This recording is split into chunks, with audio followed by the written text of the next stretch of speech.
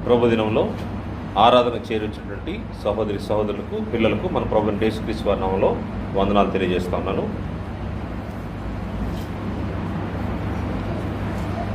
పేతురు గారు రాసినటువంటి మొదటి పత్రిక మొదటి అధ్యాయము 13వ వచనం చదువుకున్నాం. పేతురు రాసినటువంటి మొదటి పత్రిక మొదటి అధ్యాయము 13వ వచనం నుండి 19వ వచనం వరకు చదువుకున్నాం. కాబట్టి మీ మనస్సును నడుమును కట్టుకొని నిబ్బరమైన బుద్ధి గలవారై యేసుక్రీస్తు ప్రత్యక్షమైనప్పుడు మీకు తేబడు కృప విషయమై సంపూర్ణ నిరీక్షణ కలిగి ఉండుడి. నేను పరిశుద్ధుడై ఉన్నాను గనుక మీరును పరిశుద్ధులై ఉండుడని వ్రాయబడి ఉన్నది. కాగా మీరు విధేయులకు పిల్లలై మీ పూర్వపు అజ్ఞాన దశలో మీకుండిన ఆశలను అనుసరించి ప్రవర్తింపక మిమ్మల్ని పిలిచిన వాడు పరిశుద్ధుడైన ప్రకారము మీరును సమస్త ప్రవర్తన యందు పరిశుద్ధులైండుడి.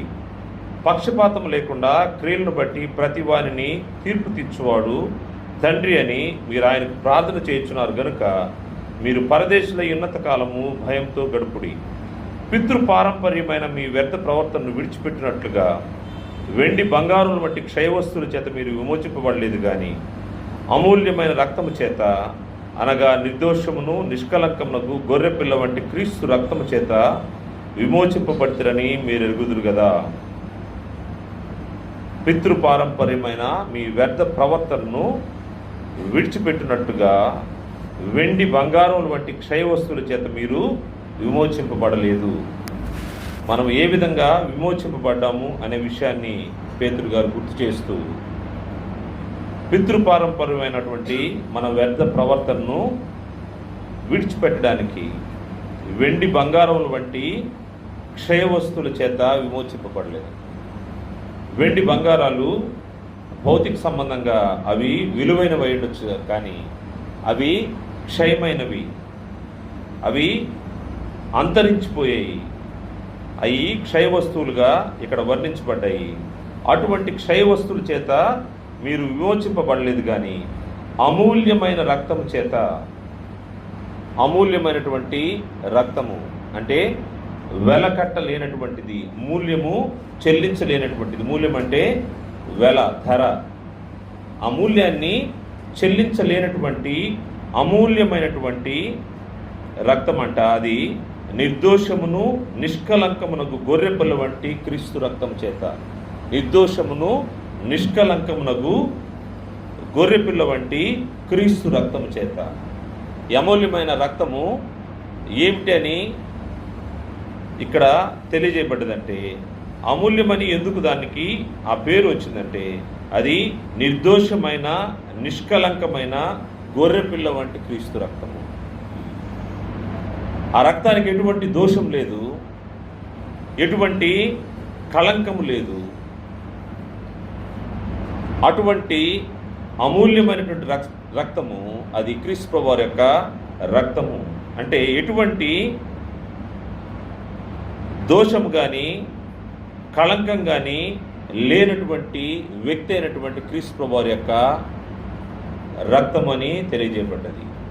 ఈ అమూల్యమైనటువంటి రక్తము చేత విమోచించబడ్డాము అంటే విడుదల పొందాము.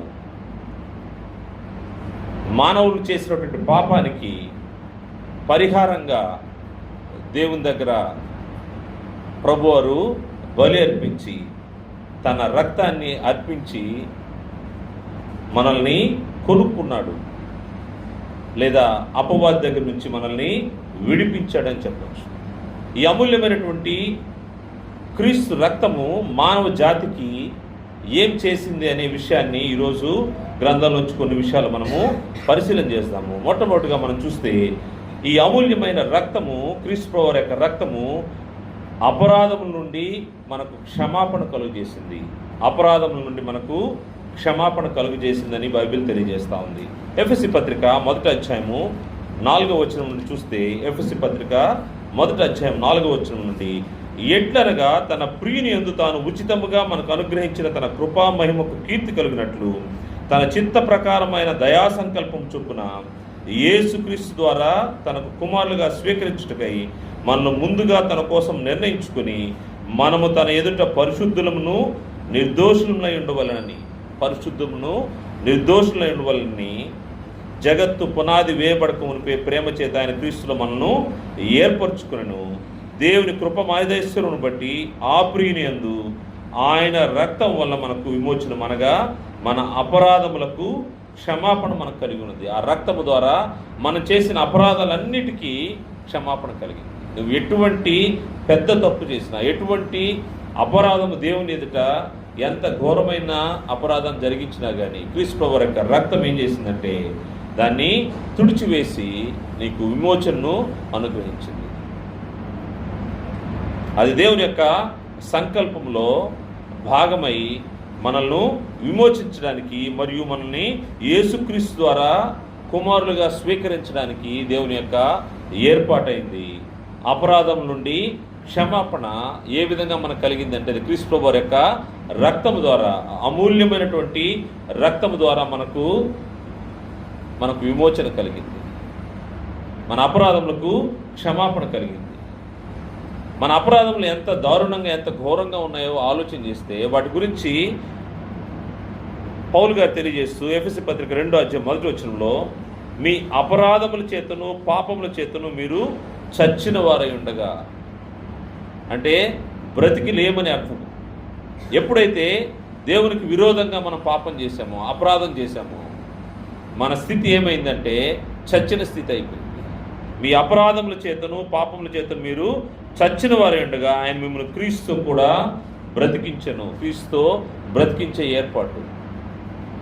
దానికోసము క్రీస్తు ప్రభువు యొక్క రక్తము, నిర్దోషమైన నిష్కలంకమైనటువంటి గొర్రెపిల్ల వంటి క్రీస్తు రక్తము వాడవలసి వచ్చింది. ఈ క్రీస్తు రక్తము ద్వారా మనకేం జరిగిందంటే మన అపరాధములకు క్షమాపణ జరిగింది. మన చచ్చిన స్థితిలో ఉన్న మనల్ని ఆయన బ్రతికించాడు. క్రీస్తు ప్రభువు యొక్క రక్తము మనల్ని చచ్చిన స్థితిలోంచి, అంటే నిర్జీవమైనటువంటి పరిస్థితిలోంచి జీవం గల పరిస్థితిలోకి తీసుకురావడం జరిగినట్టుగా మనకు ఇక్కడ కనబడుతుంది. ఎటువంటి క్రియలు మనం చేస్తూ ఉన్నామంటే మీరు వాటిని చేయొచ్చు. 2వ వచనం నుండి వాయుమండల సంబంధమైన అధిపతిని, అనగా అవిధేయులైన వారిని ఇప్పుడు ప్రేరేపించే శక్తికి అధిపతిని అనుసరించి ఈ ప్రపంచ ధర్మము చొప్పున మునుపు నడుచుకుంటుంది. ఈ యొక్క అమూల్యమైన రక్తం చేత కడగబడక ముందు ఎటువంటి స్థితిలో ఉన్నారంటే ఈ ప్రపంచ ధర్మము చొప్పున మునుపు నడుచుకుంటుంది. వారితో కలిసి మనమందరము శరీరము యొక్కయు మనస్సు యొక్క కోరికలు నెరవేర్చుకుంటూ మన శరీరాశను అనుసరించి మునుపు ప్రవర్తించుచు కడమ వారి వలె స్వభావ సిద్ధంగా దైవోగ్రతకు పాత్రులమై ఉంటుంది. ఈ చచ్చిన స్థితిలో ఉన్నటువంటి వ్యక్తి క్రీస్తు ప్రభువు యొక్క రక్తము లేకపోతే ఏం జరుగుతూ ఉంటుందంటే దేవుని యొక్క ఉగ్రతకు పాలయ్యే పరిస్థితి. కారణము మనం చేసినటువంటి అపరాధాలు ఘోరంగా ఉన్నాయి. ఈ ప్రపంచ ధర్మం చొప్పున మన శరీరం యొక్కయు మనస్సు యొక్కయు కోరికలు నెరవేర్చుకుంటూ మనము వెళ్ళిపోతూ ఉన్నాము. అది మునుపు క్రీస్తు ప్రభువుకి రాకముందు, క్రీస్తు ప్రభువు యొక్క రక్తం మనల్ని శుద్ధీకరించక ముందు మన పరిస్థితి ఈ విధంగా ఉంది. ఇటువంటి పరిస్థితుల్లోంచి క్రీస్తు ప్రభువు యొక్క అమూల్యమైన రక్తం ఏం చేసిందంటే మన అపరాధములన్నిటినీ క్షమించేదానికి ప్రభువు యొక్క రక్తము ఉపయోగపడినట్టుగా మనకు గ్రంథంలో కనబడతా ఉంది. ఇది ఎవరి కోసం అంటే ఇది క్రీస్తు ప్రభువు వారు శరీరధారిగా ఈ భూమి మీదకి వచ్చిన తర్వాత, ఆయన శిలువలో రక్తం కార్చిన తర్వాత వ్యక్తులకి అంటే కాదు, దానికి ముందున్నటువంటి ఆయన ఏర్పాటు చేసుకున్న జనాంగం అంతటికీ. అదేవిధంగా ప్రభువారు ఈ భూమిని వదిలిపెట్టిన తర్వాత నేటి వరకు ఎంతవరకు ప్రభువారు తిరిగి రాకుండా ఉంటారో అంతవరకు ఎవరైతే దేవుని పక్షంగా దేవుని మాటకు విధేయులు అవుతారో వారందరి కోసము ఈ యొక్క రక్తము పనిచేస్తూ ఉంటుంది. ఈ అమూల్యమైన రక్తము ప్రతి ఒక్కరి కోసం అనే విషయాన్ని ప్రభువారు భూమి మీద ఉన్న దినాల్లో ఆయన చెప్పిన సందర్భం చూద్దాము. లూకా సువార్త 24వ అధ్యాయము 21వ వచనం చూస్తే, లూకా సువార్త 24వ అధ్యాయము 21వ వచనంలో ఇశ్రాయేలును విమోచింపబోవాడు ఈయన అని మేము నిరీక్షించుంటిమి, ఇదిగాక ఈ సంగతులు జరిగి నేటికి 3 దినములాయను. ఇశ్రాయేలును విమోచించువాడు విమోచింపబోవాడు ఈయనే అని మేము నిరీక్షించుంటిమి. ఇశ్రాయేలును విమోచించేవాడు. ఈ యొక్క రక్తము పాత నిబంధనలో ఉన్న వ్యక్తులకు, అదేవిధంగా కొత్త నిబంధనలో ఉన్నటువంటి ఈనాటి కొత్త నిబంధన క్రైస్తవ జనులకు కూడా ఇది వర్తిస్తుందని మనకు గ్రంథం తెలియజేస్తూ ఉంది. ఈ యొక్క రక్తము ద్వారా పాత నిబంధన జనులు, కొత్త నిబంధన జనులు ప్రతి ఒక్కరు దేవుని పక్షంగా బ్రతికే ప్రతి ఒక్కరికి దుర్నీతి నుండి విమోచన, క్రీస్తు ప్రభువు యొక్క అమూల్యమైన రక్తము ద్వారా దుర్నీతి నుండి విమోచన అనే విషయాన్ని మనకు అపోస్తలుడు పౌలు గారు తీతుకు రాసినటువంటి పత్రికలో మనకు తెలియజేస్తారు. తీతు పత్రిక 2వ అధ్యాయము 14వ వచనంలో ఆయన సమస్తమైన దుర్నీతి నుండి మనలను విమోచించి, దుర్నీతి నుంచి విమోచించబడాలంటే క్రీస్తు ప్రభువు యొక్క రక్తం అవసరమైంది. ఆయన సమస్తమైన దుర్నీతి నుండి మనల్ని విమోచించి, ఈ విమోచనకు, ఈ అపరాధం నుండి క్షమాపణ కలగడానికి క్రీస్తు ప్రభువు యొక్క రక్తము అవసరమైంది. క్రీస్తు యేసునందలి విశ్వాసము, క్రీస్తు యేసు యొక్క రక్తమునందలి విశ్వాసము ద్వారానే నీతిమంతులుగా మనము తీర్చబడతా ఉన్నాము, పరిశుద్ధపరచబడతా ఉన్నాము, దేవునికి ఇష్టలైన జనులుగా మనము చేయబడతా ఉన్నాము. అందుకోసమే అమూల్యమైన రక్తము మన అపరాధాలని క్షమించిందనే విషయాన్ని మనకు రోమపత్రిక 3వ అధ్యాయంలో మనకు కనిపిస్తుంది. రోమపత్రిక 3వ అధ్యాయము 20వ వచనం నుండి 26వ వచనం వరకు చూస్తే, 20వ వచనం నుండి 26వ వచనం వరకు మనం చూస్తే, ఏలైనగా ధర్మశాస్త్ర సంబంధమైన క్రియల మూలముగా ఏ మనుషుడును ఆయన దృష్టికి నీతిమంతుడని తీర్చబడడు. ధర్మశాస్త్రం వలన పాపం అనగా ఎట్టిదో తెలియబడుచున్నది. ధర్మశాస్త్రానికి సంబంధించినటువంటి మనుషులు ఉన్నారు, వారికి పాప క్షమాపణ జరిగిందా అంటే లేనట్టుగానే ఇక్కడ తెలుపడుతూ ఉంది. ధర్మశాస్త్రం ద్వారా ఎవడు కూడా నీతిమంతుడిగా తీర్చబడ్డంట. పాపం మాత్రమే, ఇది పాపము, నువ్వు చేసింది పాపం అని మాత్రమే తెలియజేయబడుతుంది. ఇట్లుండగా ధర్మశాస్త్రముకు వేరుగా దేవుని నీతి బయలుపరుచున్నది. దానికి ధర్మశాస్త్రమును ప్రవక్తలను సాక్ష్యం ఇచ్చుచున్నారు. అది యేసుక్రీస్తునందలి విశ్వాసం మూలమైనదై నమ్మువారి అందరికీ కలుగు దేవుని నీతి అయినది. ఏ భేదము లేదు, అందరూ పాపం చేసి దేవుడు అనుగ్రహించి మహిమను పొందలేకపోతున్నారు. కాబట్టి నమ్మువారు ఆయన కృప చేతనే క్రీస్తు యేసునందలి విమోచనము ద్వారా నీతిమంతులుగా, ఉచితముగా నీతిమంతులని తీర్చబడుచున్నారు. నీతిమంతులని తీర్చబడే కార్యక్రమం ఏంటంటే విమోచన కార్యక్రమం. విమోచన దేని ద్వారా జరుగుతుందంటే అపరాధం నుండి క్షమాపణ, విమోచన అమూల్యమైనటువంటి క్రీస్తు ప్రభువు వారి యొక్క రక్తము ద్వారా. దాన్ని క్రీస్తు యేసునందలి విమోచన అన్నారు. క్రీస్తు ప్రభువు వారి యొక్క అమూల్యమైన రక్తం లేకుండా ఎవరు కూడా ఈ భూమి పైన విమోచించబడరు అనేది మనకు గ్రంథం తెలియజేస్తా ఉంది. రెండవ విషయాన్ని చూస్తే, అమూల్యమైనటువంటి క్రీస్తు రక్తం ద్వారా మానవాళికి ఏం జరిగిందంటే, క్రీస్తు రక్తం వలన దేవునికి సమీపస్తులమయ్యాము. మునుపు మనం దూరస్తులము, నేడు దేవునికి సమీపస్తులము. దేవునితో మనకు, దేవుని దృష్టిలో మనము ఏర్పాటు చేయబడినటువంటి జనాంగం కాదు, మనము దూరస్తులము. ఆయన ఏర్పాటు చేసుకున్నటువంటి జనాంగము ఈ భూమి పైన ఇశ్రాయేలీలు. ఇశ్రాయేలీలు మాత్రమే ఆయన ఏర్పాటు చేసుకుని వారితో నిబంధన చేసుకున్నాడు. వారు మాత్రమే దేవుని ప్రజలై ఉన్నారు, వారికే ఆయన దేవుడై ఉన్నాడు. అన్ని జనులైనటువంటి మనకు కాదు, మనము దూరస్తులమే. మధ్యలో క్రీస్తు ప్రభువు లేకపోతే, క్రీస్తు ప్రభువు యొక్క అమూల్యమైన రక్తము లేకపోతే మనము దూరస్తులుగానే ఉండాల్సి వచ్చేది. కానీ క్రీస్తు ప్రభువు యొక్క అమూల్యమైన రక్తం ఏం చేసిందంటే దూరస్తులైన మనల్ని దేవునికి సమీపస్తులుగా చేసిందనే విషయాన్ని మనము ఎఫెసీ పత్రిక 2వ అధ్యాయము 11వ వచనం చూస్తే, ఎఫెసీ పత్రిక 2వ అధ్యాయం 11వ వచనం నుండి, కాబట్టి మునుపు శరీర విషయంలో అన్ని జనులై ఉండి, శరీర విషయంలో చెప్తా ఉన్నాడు. ఇశ్రాయేలుకు మనకున్నటువంటి వ్యత్యాసాన్ని తెలియజేస్తూ, కాబట్టి మునుపు శరీర విషయంలో అన్ని జనులై ఉండి శరీరమందు చేతితో చేయబడిన సున్నతి గలవారు అనబడిన వారి చేత సున్నతి లేని వారనబడిన మీరు. మనకు సున్నతి లేదు, ఇశ్రాయేలుకైతే సున్నతి అనే కార్యక్రమం ఉంది. సున్నతి ద్వారా వారు దేవుని ప్రజలుగా, దేవుని సొత్తుగా చేయబడినటువంటి పరిస్థితి ఉంది. మనమైతే సున్నతి లేని వారముగా మనం ఉన్నాం. ఆ కాలం ముందు ఇశ్రాయేలుతో సహపౌరులు కాక పరదేశులను, వాగ్దాన నిబంధన లేని పరజనులను, నిరీక్షణ లేని వారును, లోకమందు దేవుడు లేని వారినై ఉండి క్రీస్తుకు దూరస్తులై ఉంటారని మీరు జ్ఞాపకం చేసుకునండి. క్రీస్తుకు దూరస్తులు. ఈ దూరస్తులైనటువంటి మనల్ని ఆయన సమీపస్తులుగా ఎలా చేశాడు చూస్తే ఆయనను మురుపు దూరస్తులైన మీరు ఇప్పుడు క్రీస్తు చేసినందు క్రీస్తు రక్తము వలన సమీపస్తులై ఉన్నారు. క్రీస్తు ప్రభువు యొక్క అమూల్యమైన రక్తం ఏం చేస్తూ ఉందంటే అన్యజనులను ఇంతకుముందు దూరస్తులు, ఇప్పుడైతే సమీపస్తులుగా తీసుకుని వస్తాం.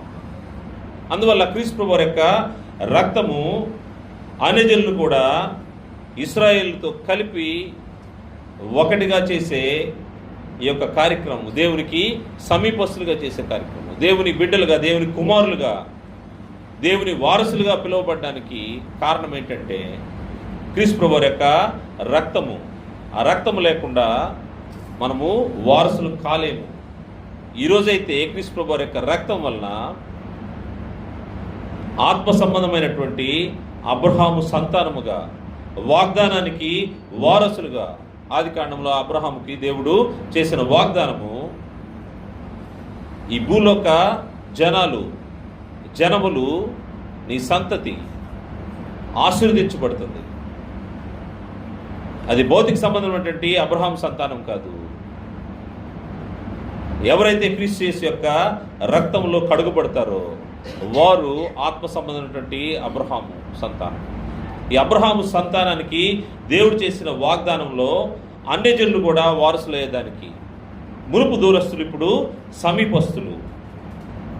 సమీపస్తులుగా చేసినటువంటి వస్తువు ఏంటి అని మనం ఆలోచన చేస్తే అది క్రీస్తు ప్రభువు యొక్క అమూల్యమైనటువంటి రక్తమని బైబిల్ తెలియజేస్తూ ఉంది. గలతీ పత్రిక 3వ అధ్యాయము 27వ వచనం చూస్తే, గలతీ పత్రిక 3వ అధ్యాయము 27వ వచనం నుండి, క్రీస్తులోనికి బాప్తిసం పొందిన మీరందరూ క్రీస్తును ధరించుకుని ఉన్నారు. ఇందులో యూదుడని గ్రీసు దేశస్థుడని లేదు. యూదుడంటే దేవుని నిబంధనలు అంటే ఇశ్రాయేలీలు, గ్రీసు దేశస్థులు అంటే అన్యజనులు. మనము అన్యజనుల కేటగిరీలో వస్తాం కనుక యూదుడని గ్రీసు దేశస్థుడని లేదు, దాసుడని స్వతంత్రుడని లేదు, పురుషుడని స్త్రీ అని లేదు. యేసు క్రీస్తునందు మీరందరూ ఏకముగా ఉన్నారు.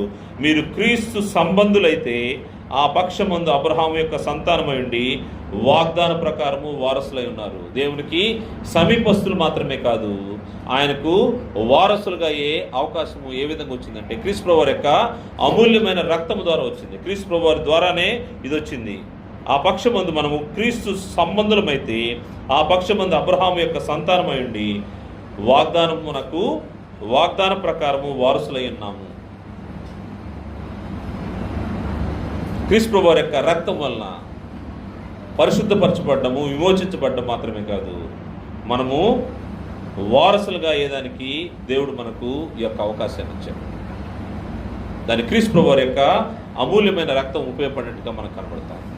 మూడో విషయాన్ని చూస్తే క్రీస్తు ప్రభువు యొక్క అమూల్యమైన రక్తము అంధకారంలో నుండి దేవుని రాజ్యంలోకి మనుషులు నడిపించింది. అంధకారం అంటే చీకటి లేదా పాపము, అంధకార సంబంధమైన అధికారము, పాపపు దాస్యమని బైబిల్ తెలియజేస్తుంది. అంధకారంలోంచి దేవుని రాజ్యంలోనికి క్రీస్తు ప్రభువు యొక్క రక్తం మనల్ని నడిపించినట్టుగా మనకు బైబిల్ తెలియజేస్తుంది. కొలసీ పత్రిక 1వ అధ్యాయము 13-14 వచనాలు చూస్తే, కొలసీ పత్రిక 1వ అధ్యాయము 13-14 వచనాల్లో ఆయన మనల్ని అంధకార సంబంధమైన అధికారం నుండి విడుదల చేసి తాను ప్రేమించిన తన కుమారుని యొక్క రాజ్య నివాసులుగా చేసెను.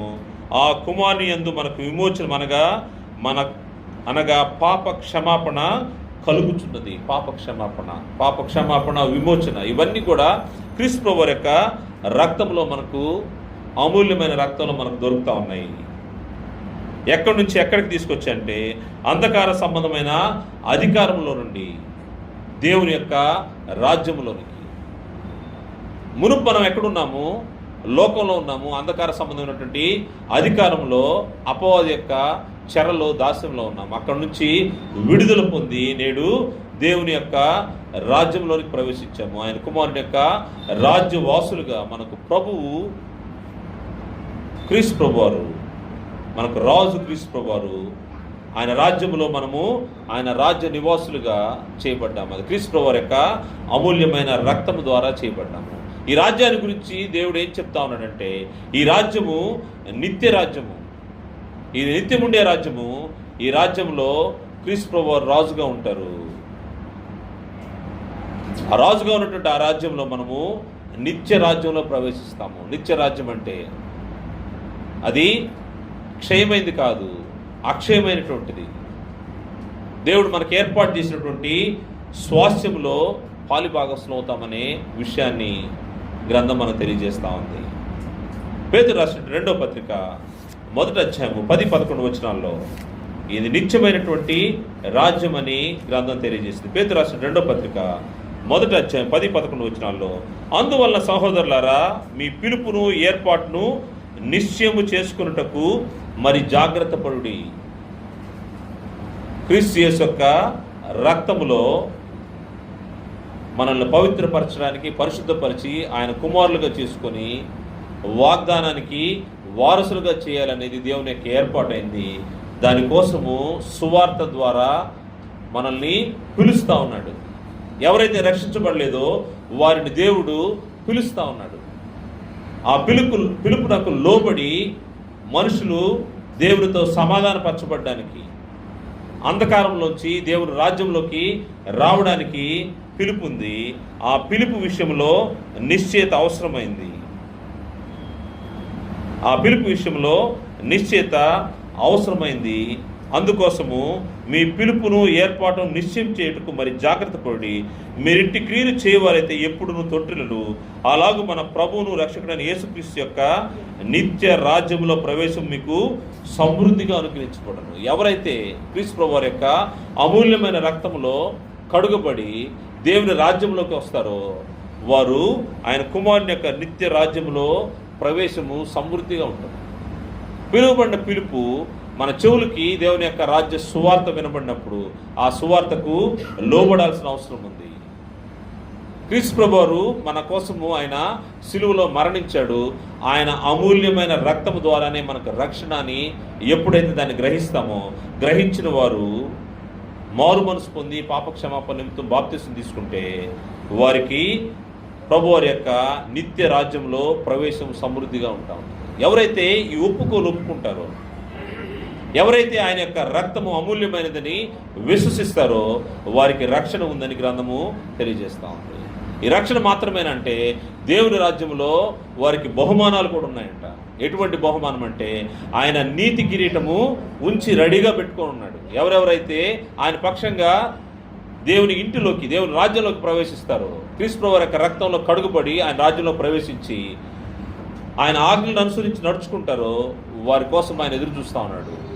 ఒకరోజు ఆయన నీతి కిరీటాన్ని ఇవ్వడానికి, ఆ నిత్య రాజ్యంలో నీతి కిరీటాన్ని ఇవ్వడానికి ఆయన సిద్ధపడున్నాడు. దాని గురించి ఒక భక్తుడు తెలియజేస్తూ అపోస్తున్న పౌలు గారు తిమోతికి రాసినట్టి 2వ పత్రిక 4వ అధ్యాయము 8వ వచనంలో ఆయన చెప్పిన మాట, 7వ వచనము, మంచి పోరాటం పోరాడి తిని, నా పరుగు కడముట్టించి తిని, విశ్వాసమును కాపాడుకుంటుని, ఇక మీదట నా కొరకు నీతి కిరీటం ఉంచబడింది. ఎక్కడుంది ఈ నీతి కిరీటం అంటే దేవుని యొక్క రాజ్యంలో నీతి కిరీటం ఉందంట. ఇదొక బహుమానము. నీతి కిరీటము ఉంచబడింది. ఆ దినమందు నీతి గల న్యాయాధిపతి అయిన ప్రభు అది నాకు మాత్రమే కాకుండా తన ప్రత్యక్షతను అపేక్షించు వారికి అందరికీ అనుగ్రహించును. ఎవరెవరైతే ఆ కిరీటాన్ని పొందుకోవాలని కోరుకుంటారో వారందరికీ నీతి కిరీటం ఉంది. కేవలం పౌలు గారికి మాత్రమే కాదు. పౌలు గారైతే తను ధైర్యంగా ప్రకటించాడు, ఇక మీదట నా కొరకు నీతి కిరీటం ఉంచబడిందని. మనము పౌలు గారిని చూస్తూ, క్రీస్తు ప్రభువుని చూస్తూ, క్రీస్తు ప్రభువు యొక్క రక్తంలో, అమూల్యమైన రక్తంలో కడుగుబడి ఆ వైపు చూస్తూ ఉంటే మనం కూడా ఆ నీతి కిరీటము దాన్ని అపేక్షించే నాకు మాత్రమే కాకుండా తన ప్రత్యక్షతను అపేక్షించు వారికి అందరికీ అనుగ్రహించును. ఇది అందరికీ దేవుడు ఇచ్చే నీతి కిరీటము. కాకపోతే దాన్ని స్వాధీనపరుచుకునే దానికి తగిన విధంగా మన జీవితాలు ఈ భూమిపైన ప్రదర్శించబడాల్సిన అవసరం. అలా కాకుండా మనం దేవుని ఇష్ట ప్రకారం కాకుండా మన ఇష్ట ప్రకారం మనం వెళ్ళామంటే ఈ నీతి కిరీటాన్ని కోల్పోతాము, దేవుని రాజ్యాన్ని కోల్పోతాము, నీతి కిరీటాన్ని కోల్పోతాము. క్రీస్తు ప్రభువు యొక్క అమూల్యమైన రక్తము మనల్ని ఈ యొక్క ఉన్నత స్థితికి తీసుకెళ్లేదానికి అవకాశం ఉంది కనుక అమూల్యమైన రక్తమందు విశ్వాసం ఉంచాల్సిన అవసరం ఉంది. 4వ విషయాన్ని చూస్తే క్రీస్తు ప్రభువు యొక్క అమూల్యమైన రక్తము మానవాళికి, మానవ జాతికి ఏం చేసిందనే విషయాన్ని చూస్తే దేవునితో సమాధాన బంధాన్ని ఏర్పరిచింది. దేవునితో సమాధాన బంధం. పూర్వము దేవునితో సమాధానాన్ని కోల్పోయినటువంటి వ్యక్తులు ఈరోజు క్రీస్తు ప్రభువు యొక్క రక్తము చేత సమాధానం కలిగి జీవించడానికి అవకాశం ఉంది. కొలస్సీ పత్రిక 1వ అధ్యాయము 18వ వచనం చూస్తే, కొలస్సీ పత్రిక 1వ అధ్యాయం 18వ వచనం నుండి, సంగమును శరీరమునకు ఆయనే శిరస్సు, ఆయనకు అన్నింటిలో ప్రాముఖ్యము కలుగు నిమిత్తము ఆయన ఆది అయింది, మృతుల్లో నుండి లేచుటలో ఆది సంభూతుడు ఆయను, ఆయనందు సర్వ సంపూర్ణత నివసింపవలననియు ఆయన శిలువు రక్తము చేత సంధి చేసి, క్రీస్తు ప్రభువు వారు గురించినటువంటి మాటలు ఇవి. ఆయన శిలువు రక్తము చేత సంధి చేసి, ఈ సంధి ఎవరి మధ్య అంటే ఇద్దరు వ్యక్తుల మధ్య. ఎవరంటే భూమి మీద ఉన్నటువంటి మానవ జాతి పరలోకంలో ఉన్నటువంటి దేవునికి మానవునికి మధ్య సంధి కుదురుస్తూ ఉన్నాడు. ఏ విధంగా సంధి ఏర్పడిందంటే క్రీస్తు ప్రభువు యొక్క శిలువ రక్తము చేత. ఇది అమూల్యమైన రక్తం అని మనము గ్రంథంలోంచి పరిశీలన చేస్తా ఉన్నాము. ఈ శిలువ రక్తం చేత సంధి చేసి ఆయన ద్వారా సమస్తమును, అవి భూలోకమందున్నవైనను పరలోకమందున్నవైనను, వాటన్నిటిని ఆయన ద్వారా తనతో సమాధానపరచుకున్న వలనని తండ్రి అభిష్టమాయను. దేవుని కోరికంట ఇది, తండ్రికి అభిష్టం. మానవునితో సంబంధ బాంధవ్యాన్ని తిరిగి నెలకొల్పుకోవాలని.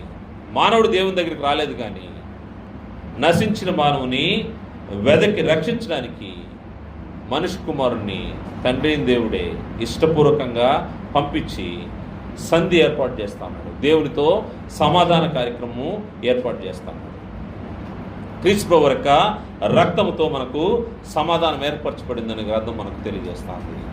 ఎఫెసీ పత్రిక 2వ అధ్యాయం 14-16 వచనాల్లో కూడా మనం చూస్తే, దేవునితో సమాధాన స్థితిని కోల్పోయిన మనము దేవుని యొక్క మాటలను, ఆజ్ఞలను అతిక్రమించి సమాధానాన్ని పోగొట్టుకున్న మనము దేవునితో సమాధానం అనే బంధము క్రీస్తు ప్రభువు యొక్క రక్తము ద్వారా వచ్చిందనే విషయము 14వ వచనం చూస్తే, ఎఫెసీ పత్రిక 2వ అధ్యాయము 14-16 వరకు చూస్తే, ఆయన మన సమాధానమై ఉండి మీకును మాకును ఉండిన ద్వేషమును, అనగా విధి రూపకమైన ఆజ్ఞలు గల ధర్మశాస్త్రమును తన శరీరమందు కొట్టివేడి చేత మధ్యగోడను పడగొట్టి మన ఉభయులను ఏకము చేశాను. ఎందుకంటే ఇంతకుముందు ఇశ్రాయేలుకు ధర్మశాస్త్రం ఉంది, అన్ని జనులకు ధర్మశాస్త్రము లేదు. ధర్మశాస్త్రం అనేది అన్ని జనులకు ఇశ్రాయేలుకు మధ్య అడ్డు గోడగా ఉంది, అడ్డు బండగా ఉంది.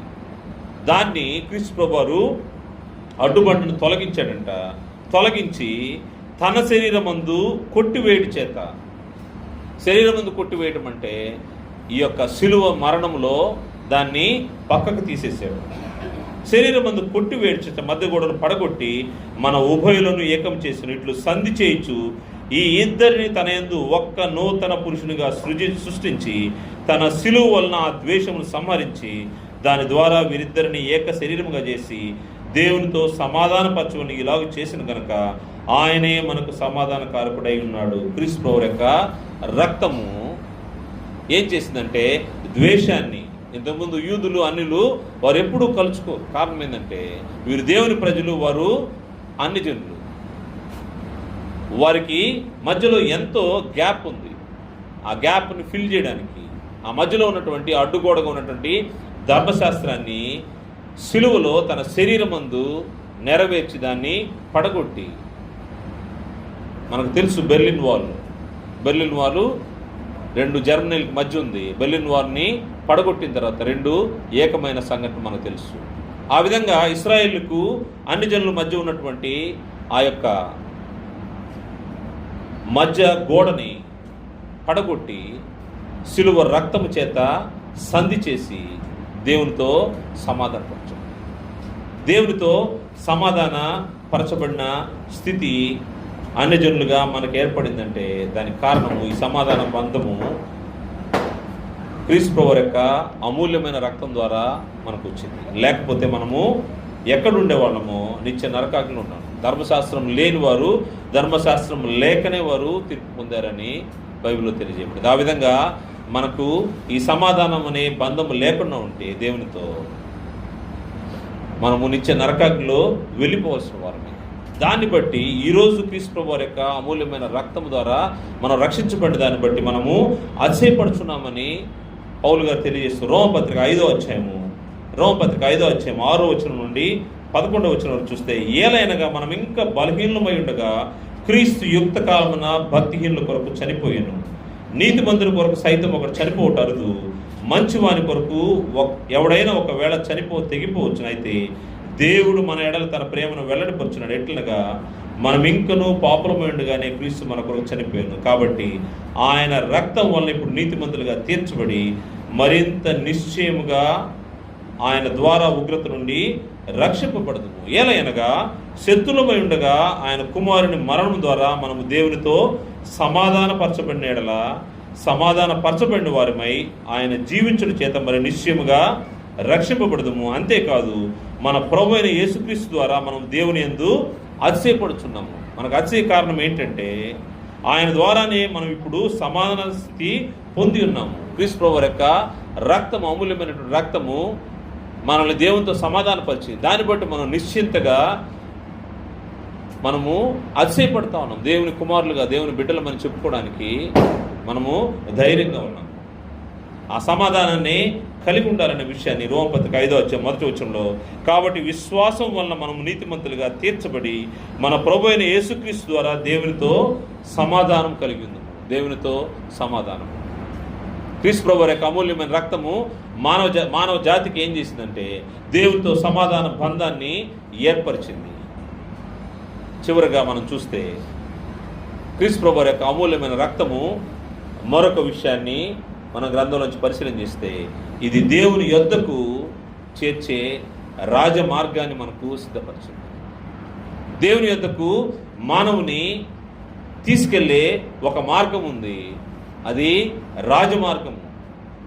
మనం 4-వే లైన్ చూస్తాము, 6-వే లైన్ చూస్తాము. ఇంతకంటే ఇది రాజమార్గము. దేవుని యొద్దకు నేరుగా ఎటువంటి ఆటంకాలు లేకుండా రాజమార్గం. అది ఎవరి ద్వారా జరిగిందంటే క్రీస్తు ప్రభువు యొక్క అమూల్యమైన రక్తము ద్వారా జరిగిందని బైబిల్ తెలియజేస్తుంది. హెబ్రీ పత్రిక 10వ అధ్యాయము 19వ వచనం చూస్తే, హెబ్రీ పత్రిక 10వ అధ్యాయం 19వ వచనం నుండి, సహోదరులారా, యేసు మన కొరకు ప్రతిష్ఠించిన మార్గమున, ఈ మార్గము గురించి ఎవరు ప్రతిష్ఠించారంటే దీన్ని లేచేసి ఇనాగ్రేట్ చేసిన వ్యక్తి ఎవరంటే క్రీస్తు ప్రభువు వారు.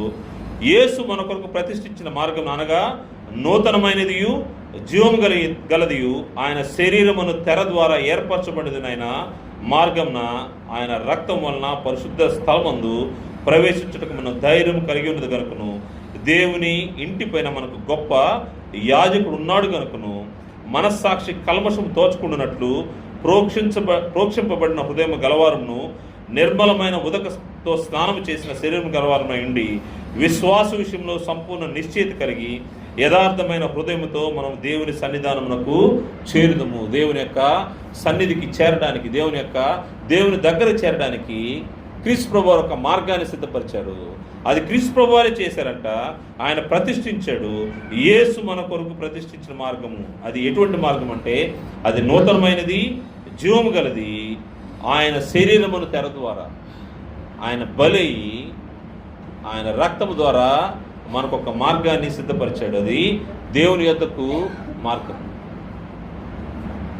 ఈ మార్గం ద్వారా కాకుండా దేవుని దగ్గరికి ఎవరు కూడా వెళ్ళలేరు. దేవుడు సమీపింపరాని తేజస్సులో ఆయన మట్టుకే నివసిస్తూ ఎవరు కూడా అక్కడికి చేరుకోలేని పరిస్థితిలో ఉన్నటువంటి అతి పరిశుద్ధ స్థలంలో ఆయన నివసిస్తూ ఉంటాడు. అతి పరిశుద్ధ స్థలంలోకి వెళ్ళే అవకాశము ధర్మశాస్త్ర గ్రంథం కాలంలో ఒక ప్రధాన యాజకుడికే ఉండేది. అది కూడా తనది కాని రక్తం తీసుకొని ఏడాదికి ఒకసారి తన పాపం నిమిత్తము, ప్రజల సమాజం పాపం నిమిత్తము తీసుకుని వెళ్తాడు. ఒకవేళ అతను ఏదన్నా సరైన వాతావరణం లేని పరిస్థితులు అయితే అతను అక్కడే పడి చచ్చిపోతాడు.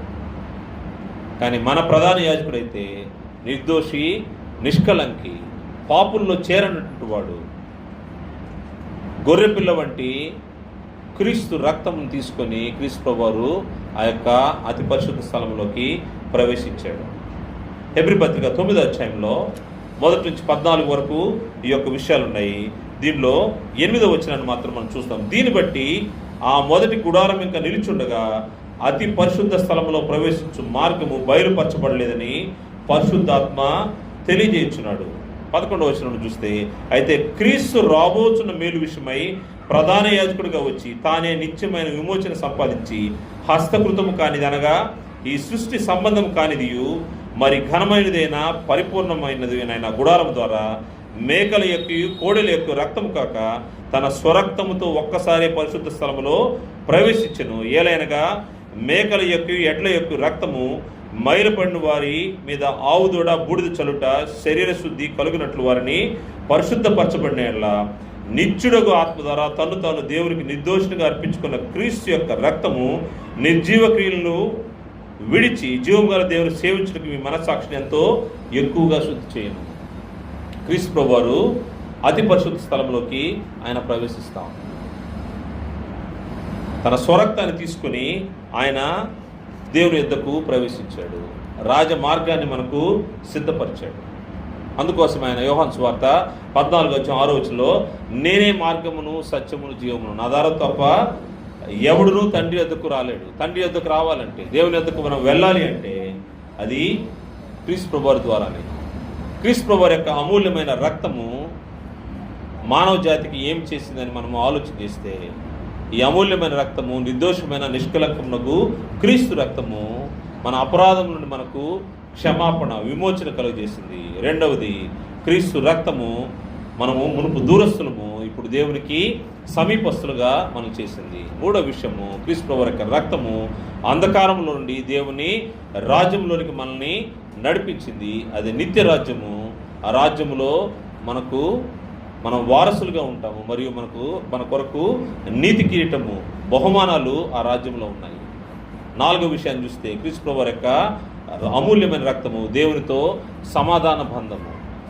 దేవునితో తెగిపోయినటువంటి సమాధాన బంధాన్ని సంధి చేసి ఇరువురికి మధ్య క్రీస్తు ప్రభువు యొక్క రక్తం వల్ల సమాధానపరచబడ్డాము. దేవునితో సమాధాన స్థితి ఏర్పరచబడింది. అదేవిధంగా దేవుని దగ్గరకు వెళ్ళడానికి మనకు రాజమార్గాన్ని ప్రభువు యొక్క రక్తం సిద్ధం చేసింది. అందువల్ల ఈ రక్తంతో కడుగబడ్డం అనేది మానవాళికి అవసరమైంది.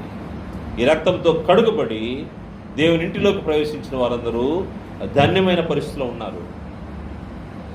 వారు టికెట్ సంపాదించుకున్నారు. కానీ ఈ టికెట్ ఎక్కడ దాకా పట్టుకుని పోవాలంటే, ఇది రక్షణ అనే టికెట్ మనం తీసుకొని ఉన్నాము. ఇది పరిశుద్ధ పట్టణం దాకా మనం జాగ్రత్తగా పట్టుకొని పోవాలి. ఆ టికెట్ అక్కడ చూపించినప్పుడు మనకు ఎంట్రీ ఉంటుంది. మధ్యలో ఈ టికెట్ను పోగొట్టుకున్నామంటే క్రీస్తు ప్రభువు యొక్క అమూల్యమైన రక్తంలో కడగబడ్డా కానీ ఎటువంటి ప్రయోజనం లేదు. అసలు ఈ టికెటే పొందకుండా, క్రీస్తు రక్తంలో కడగబడకుండా దానికి దూరంగా ఉన్నామంటే నీకు నిత్య నరకాగ్ని. కనీసము ఆ మార్గంలో ప్రవేశించే పరిస్థితి కూడా ఉండదని గ్రంథం హెచ్చరిక చేస్తా ఉంది. కనుక క్రీస్తు ప్రభువు యొక్క రక్తములో, అమూల్యమైన క్రీస్తు రక్తంలో కడగబడ్డామో లేదో పరీక్షించుకొని, కడగబడిన వారము ప్రభువారి ద్వారా మనం పొందిన రక్షణను జాగ్రత్తగా కొనసాగించుకోవడానికి ఆసక్తి కలిగి ఉండాలని ప్రభుపేట మనం చేస్తూ ముగిస్తున్న అందరికీ వందనాలు తెలియజేస్తాను.